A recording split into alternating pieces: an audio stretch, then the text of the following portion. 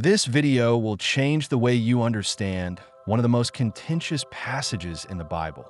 And if you stay with me until the end, you will uncover a revelation that scholars have tried to bury for centuries. Imagine discovering that a single verse has been the catalyst for doctrinal wars, clandestine removals from ancient manuscripts, and whispered accusations of forgery. This is the hidden history of John chapter 5, verses 7 and 8, the most hated verse in the Bible. What if the true meaning of those words has been obscured by a scribal error so profound that it reshapes our understanding of faith itself? Why has a short directive about taking up a bed and walking sparked more controversy than entire books of prophecy? Those questions will guide us through a journey of mystery, suppression, and finally, startling clarity. As we begin, you might think you know where this story leads, but prepare to have every assumption challenged. Early on, we will ask, who first decided this passage was unworthy of the sacred text, and what personal motives lay behind that decision? And later, we will confront a far more unsettling question. Could the omission of this tiny verse be evidence of a deeper conspiracy to control the narrative of miracles? But before we answer either, let us step into the ancient pool of Bethesda, where a man afflicted with paralysis waited for healing. In this scene, our verse appears to promise immediate restoration. Rise, take up your bed, and walk, words that ring with divine authority. Yet when we examine the oldest Greek manuscripts, we find no such command, triggering centuries of bewilderment. Some translations include the verse, others bracket it with footnotes, and still others omit it entirely, as if it never existed. How could something so powerful be so easily erased? We will return to that moment of erasure and reveal exactly who profited from it. But first, consider the implications of a text that disappears at the stroke of a scribe's pen.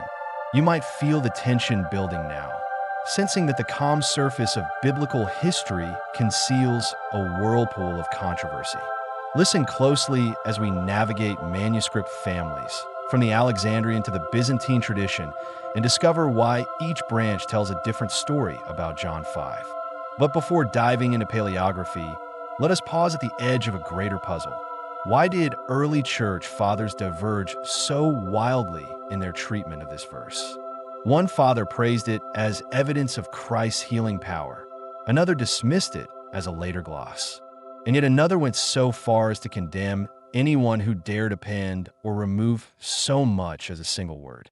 That fierce debate nearly derailed the formation of the canon itself. At this point, you may be wondering which side of the argument holds the truth, and the answer will surprise you. But we must halt here, right at the moment when the tension peaks, before we expose the identity of the most vocal adversary of John 5, verses 7 and 8, and you may find yourself leaning forward, eager to know more.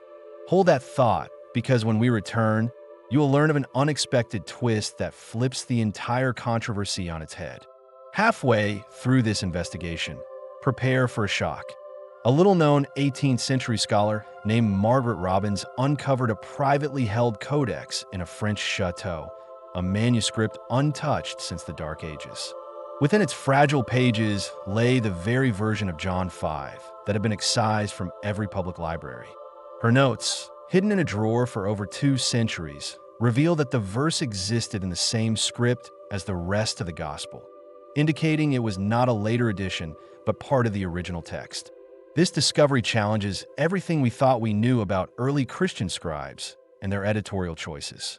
Astonishingly, Robbins's codex also contained a marginal annotation by a monk who feared that the instruction to rise and walk undermined the authority of local healing shrines, threatening their income and prestige. Yes, the same institutions that sold tokens for miraculous cures stood to lose everything if lay people could simply spring to their feet by divine command.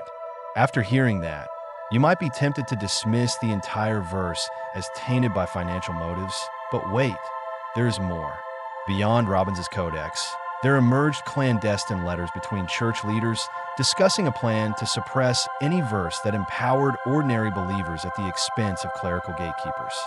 This revelation unites the worlds of economic self-interest, theological control, and the struggle for spiritual agency, showing that our simple passage about taking up a bed and walking is at the crossroads of power and piety. And as we uncover each layer of deception and devotion, you will realize that the stakes are staggeringly high, perhaps higher than you ever imagined. Yet even this does not scratch the surface of the next bombshell, which concerns the remarkable testimony of a 20th century community leader whose grandmother claimed to have witnessed a public reading of the verse in its original form, only to see the scroll abruptly removed mid-sermon by armed guards. That moment, indelibly etched in her memory, raises a chilling question. When words are removed from Scripture, who decides which miracles are real and which never happened? At every turn, after revealing one scandal, we will hint at the one awaiting discovery. After learning of clandestine erasures, you will come to see why entire verses vanish from the web of tradition.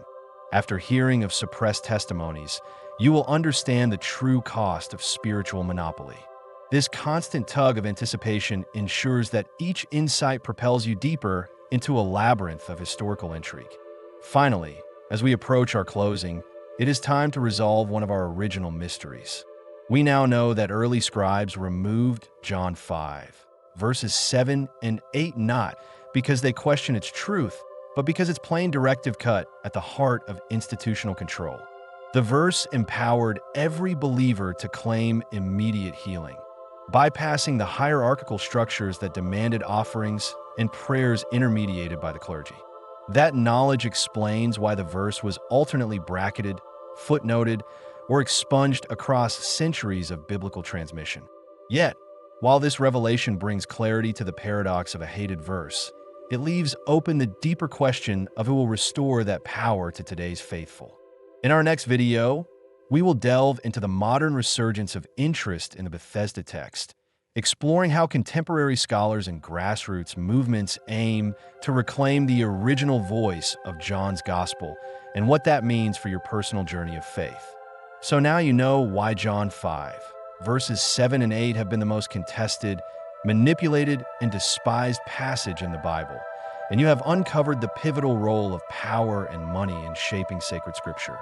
But the story is far from over, and in our next installment, you will discover the surprising way 20th century translation committees responded to Robbins's Codex and why their final decision still echoes in the pews today.